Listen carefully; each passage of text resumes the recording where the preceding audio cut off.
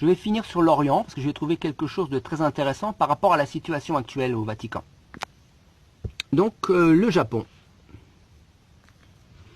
Donc, les missions japonaises, il faut savoir que là-bas, la répression était très très très forte. Hein. Beaucoup de tortures, beaucoup de martyrs. Même, on peut dire que les tortures des nazis, à côté, c'est des enfants de cœur.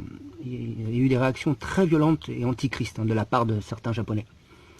Et pourquoi c'est intéressant par rapport à Vatican II? C'est parce que donc toute forme de religion et d'évangélisation était interdite là-bas.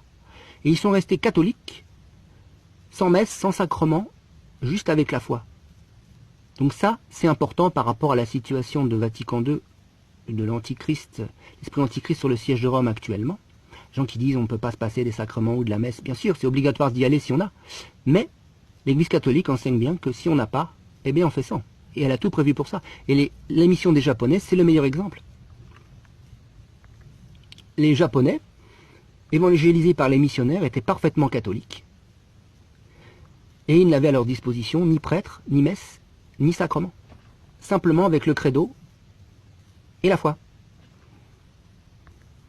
Ils ont donc eu 2 siècles d'isolement. Et vers 1865, ça s'est calmé.